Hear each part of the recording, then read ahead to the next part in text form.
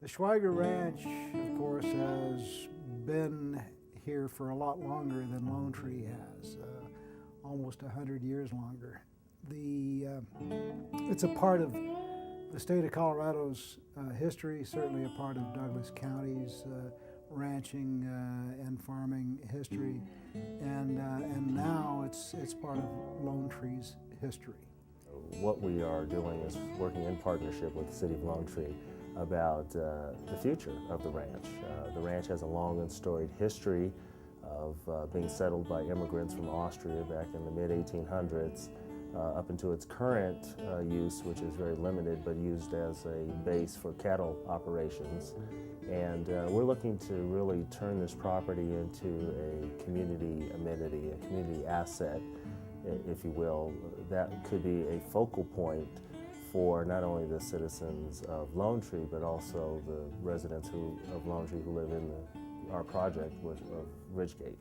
So it made sense from a historic preservation sense that we should do something to keep this property from falling into further disrepair and deterioration in order to preserve it for future generations who may want to have a hands-on touch, a look-see feel of what was life like in Colorado in the late 1800s, early 1900s, through the mid-1900s.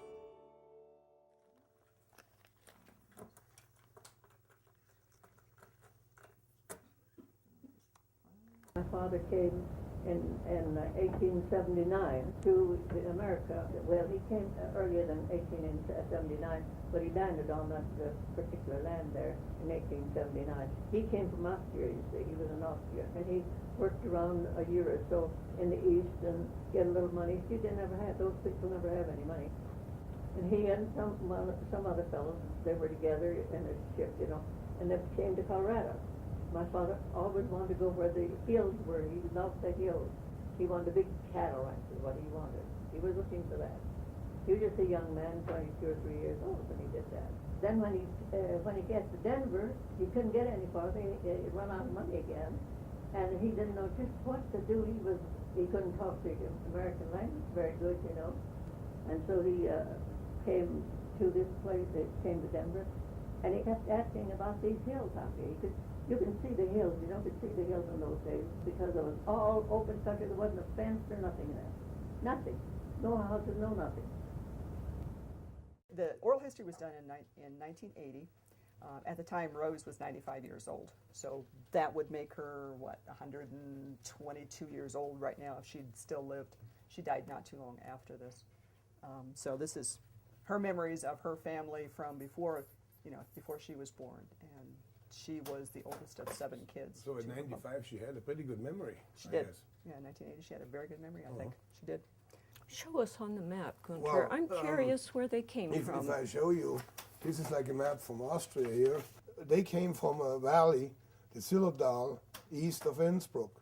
So there was, right here is the valley, and the town, Zell am Ziller, is named after the river.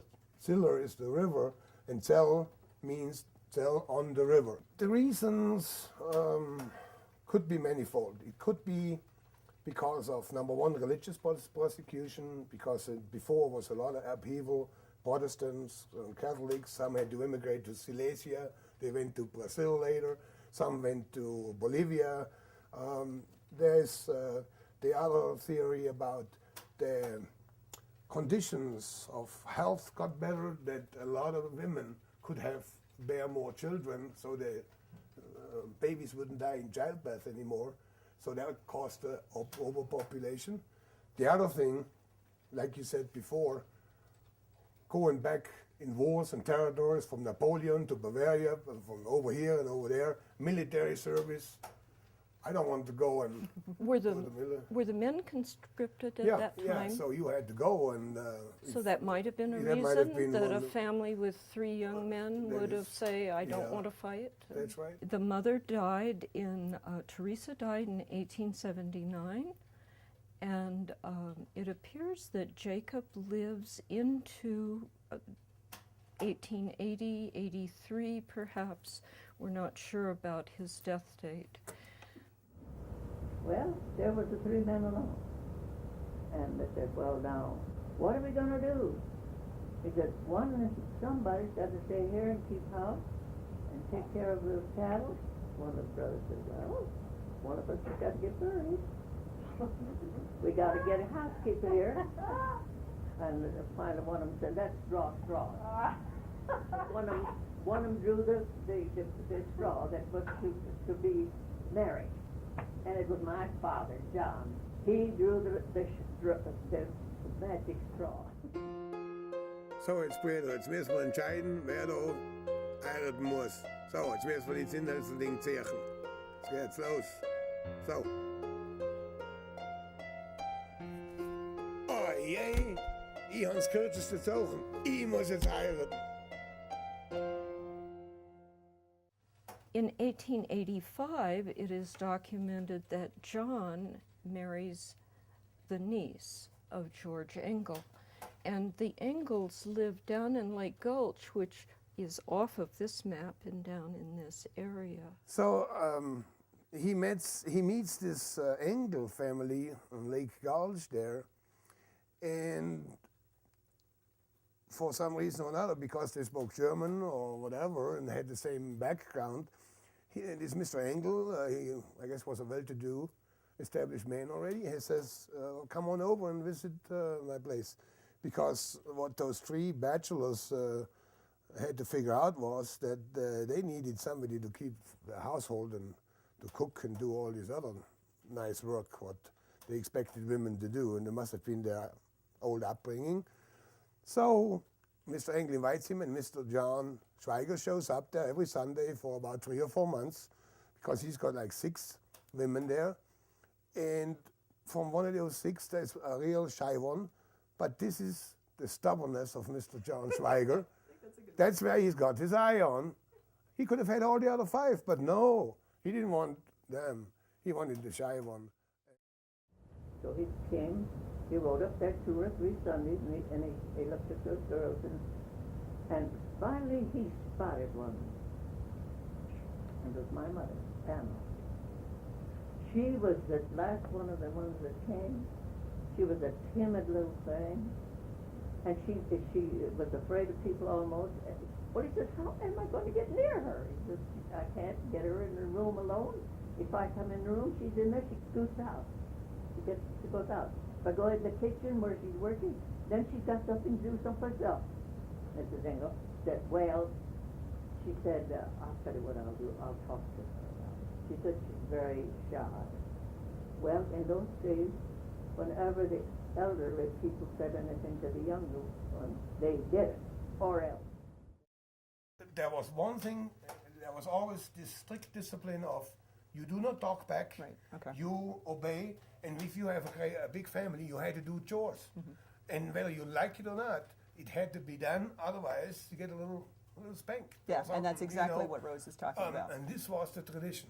In 1890s, we see on the map that John is filing for a homestead, and we see Joseph filing for a homestead, and we see other land transactions by the 3 sons of Jacob Sr. That tells us they are now down in Douglas County actively establishing their homes here. Rose's brothers, Joseph and Max and George. There's John Jr. and Max are the ones that keep the ranching going, because John Sr. had a stroke and a heart attack, and so in 1925 he's out of the picture. He dies in 25. So the boys keep the ranch going, and it eventually ended up being,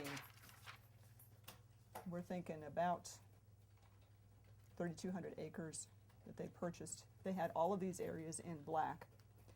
One of the younger brothers George had a gas station in Castle Rock.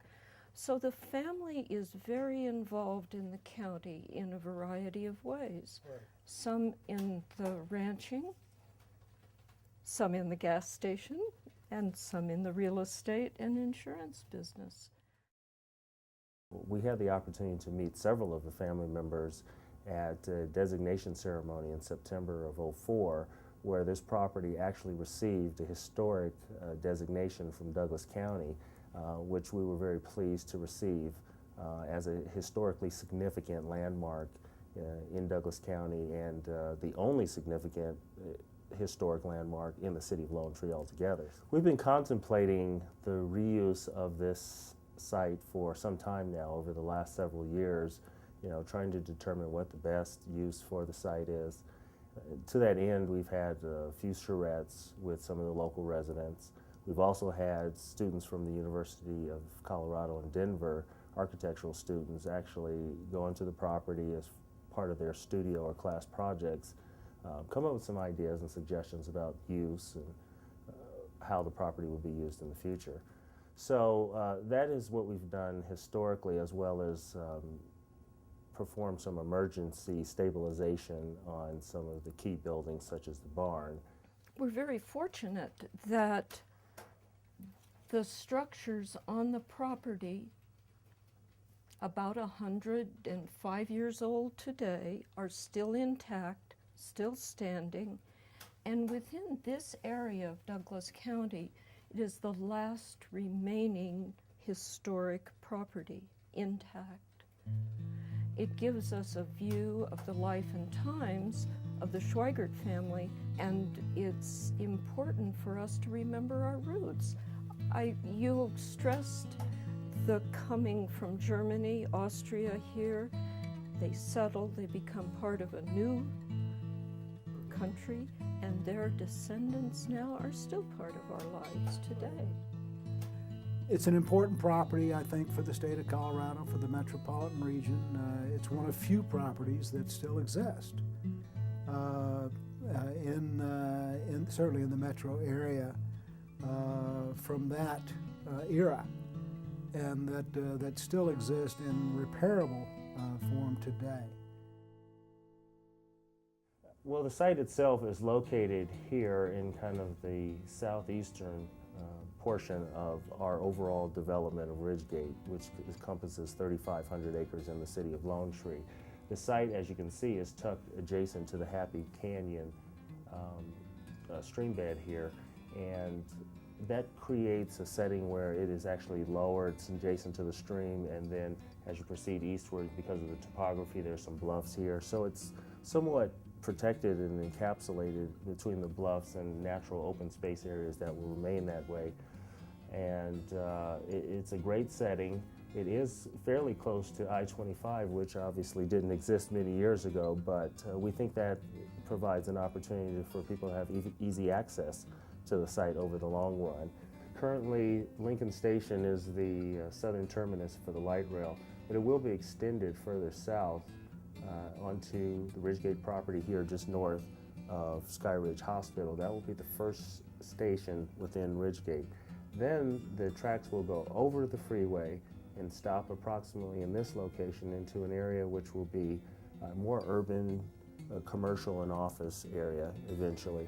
And then subsequently, the last station will be located here to the south, the furthest most station, in which we'll have an area for parking, eventually structured parking as well, to maximize the use of that parking facility, where people can jump on the light rail and then head all the way to downtown. We think this is a very important amenity to preserve, as I mentioned earlier. Part of the education process is to let people who live in Douglas County know that this is a resource that will be available to them in the near future. That education also drives the need for resources to generate the funds necessary, frankly, to develop the property so that it can become the resource and the amenity that we believe it to be. So we think it's important for people to know a little bit more about it. This will evolve over time, And we're looking for support, obviously, over time for volunteers to help maintain the property or participate in community functions, as well as give funds, give money. If we don't look around and survey the territory, so to speak, it'll be lost forever. It'll be lost to the bulldozer and urban development or suburban development. And so what is a really beneficial thing for our future generations is that we have had such wonderful cooperation between the owners of the property, our county, and those in our city who say that and see that we need to protect our heritage from destruction of the present, and that's all that we're setting out to do.